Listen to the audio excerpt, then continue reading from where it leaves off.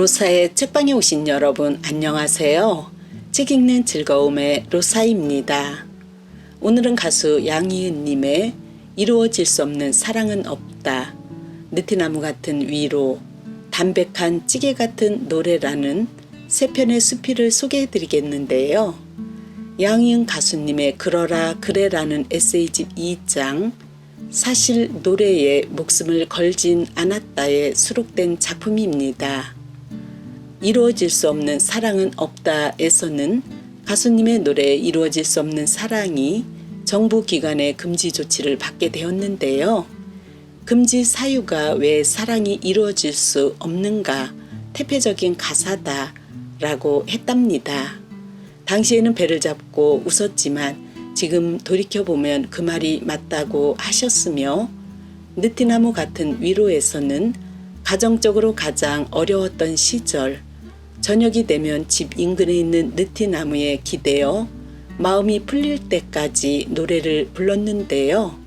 그때 주변에 나뭇잎들이 박수를 쳐주는 듯해서 많은 위로를 받았다며, 살다 보니 엄청 대단한 사람이 우리를 위로한다기보다 진심 어린 말과 눈빛이 우리를 일으킨다는 것을 배웠다고 했습니다. 담백한 찌개 같은 노래에서는 가수 생활 51년이 되어도 무대에 설 때마다 긴장되는데요. 앞으로도 담백한 찌개 같은 살아온 세월이 고스란히 담겨있는 노래를 하고 싶다고 하셨습니다. 그럼 자세한 내용 저와 함께 감상해 볼까요? 낭독 시작하겠습니다.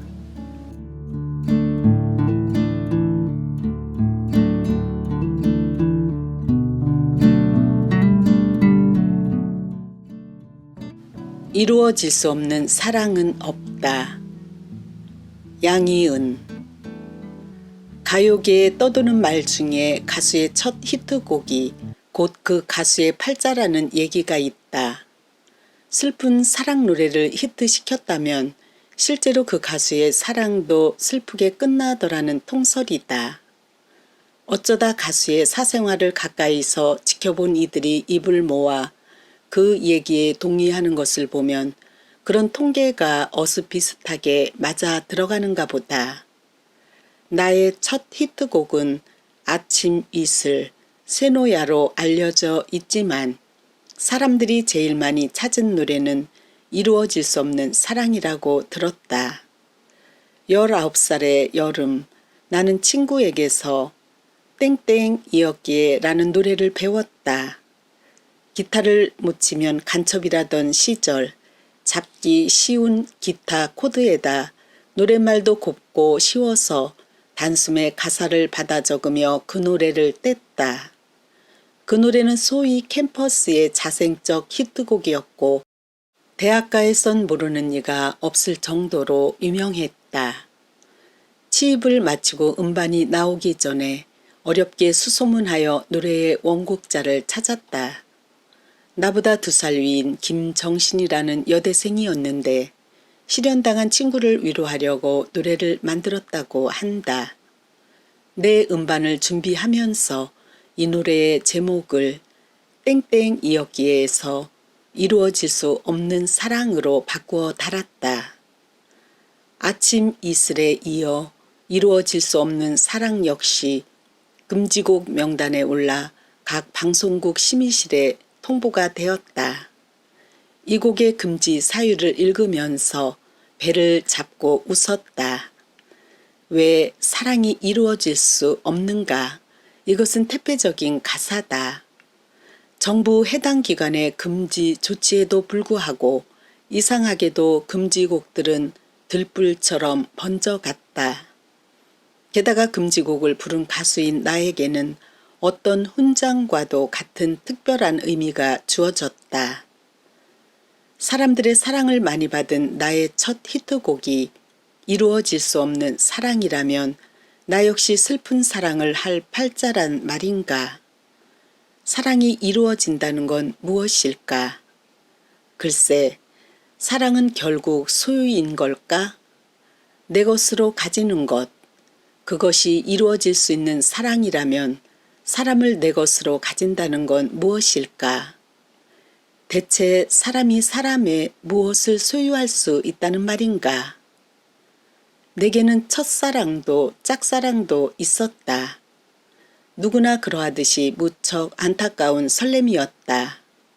나는 그들을 지금도 만나지만 예전처럼 얼굴이 달아오른다거나 심장 뛰는 소리를 들킬까봐 걱정하지는 않는다.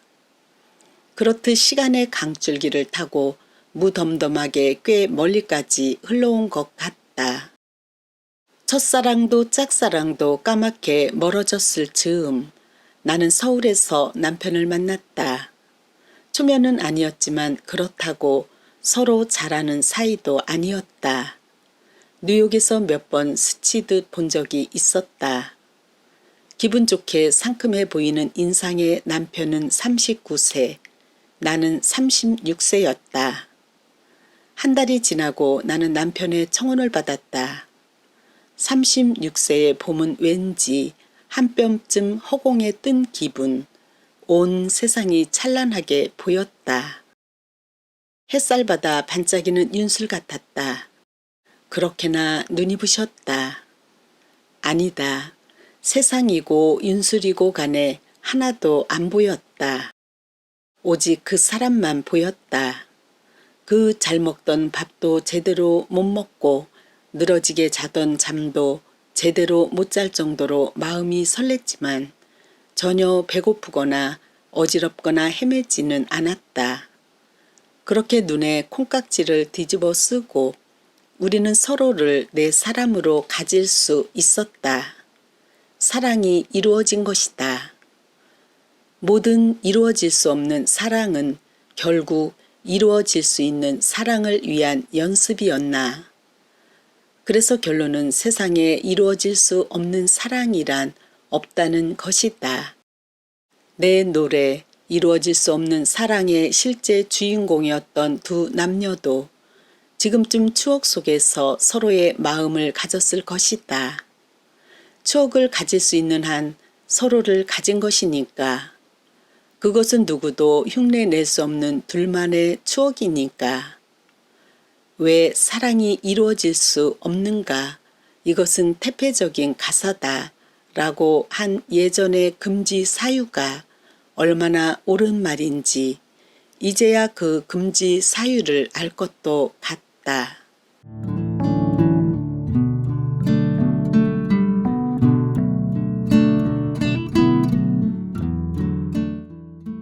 느티나무 같은 위로. 노래는 기억과 밀접하다.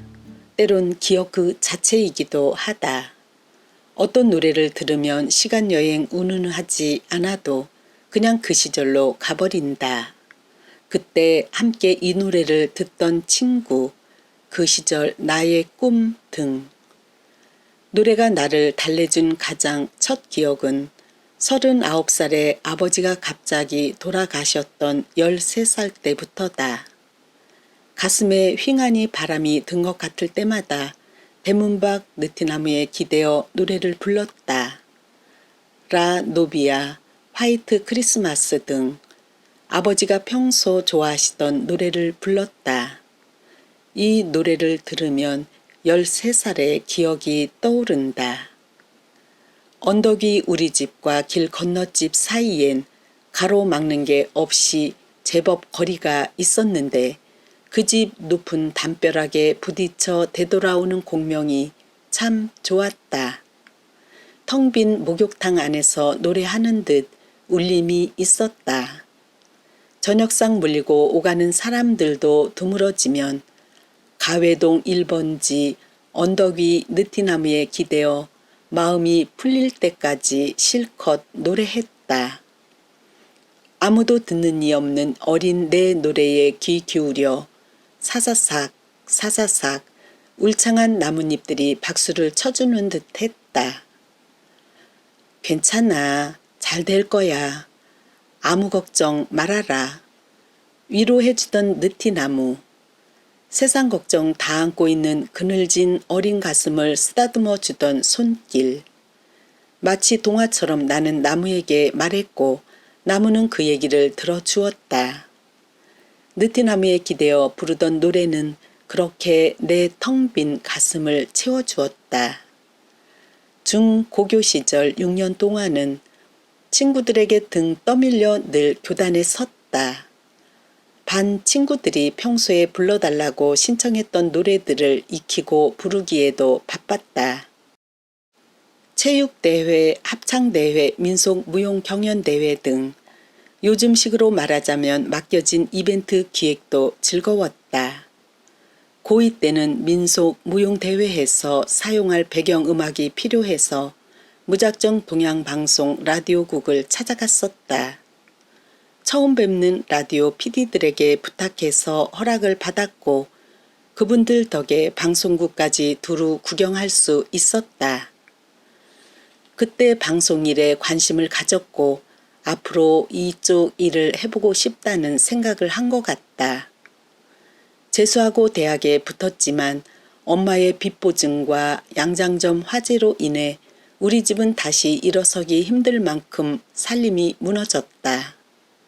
빨간색 차압딱지가 붙었던 그날 나는 송창식 형이 노래하는 곳에 찾아가 돈이 필요하니 노래를 부르겠다고 말했다.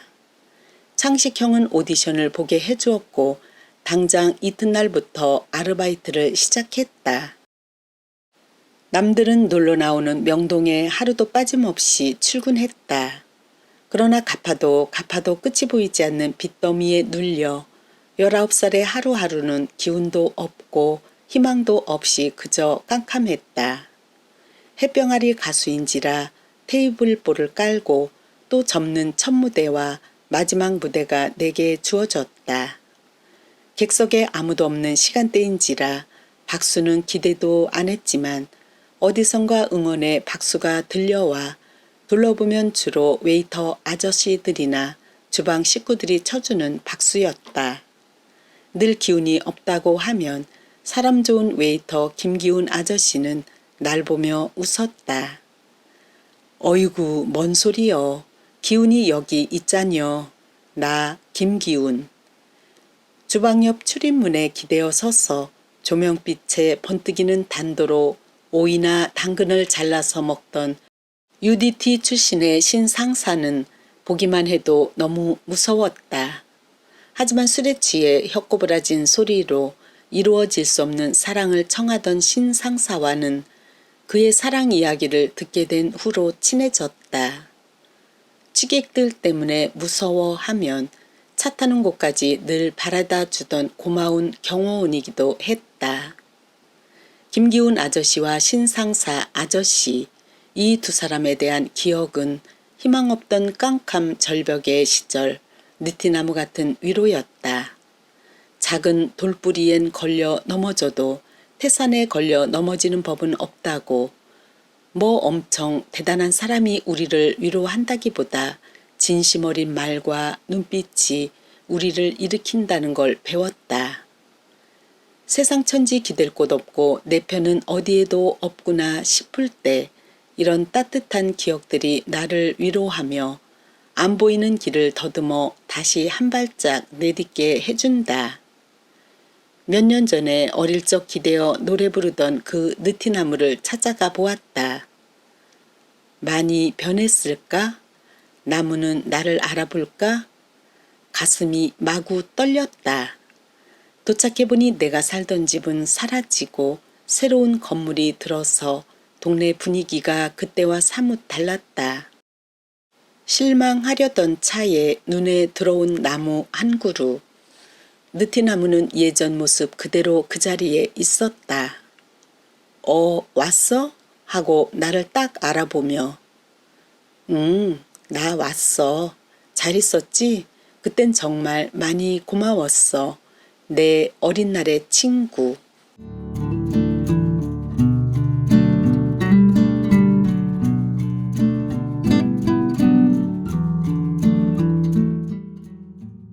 담백한 찌개 같은 노래.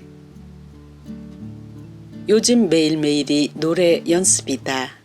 노랫말이 안 써진다고 응석을 부린 게 엊그제 같은데 내 몫은 거의 다 해냈다.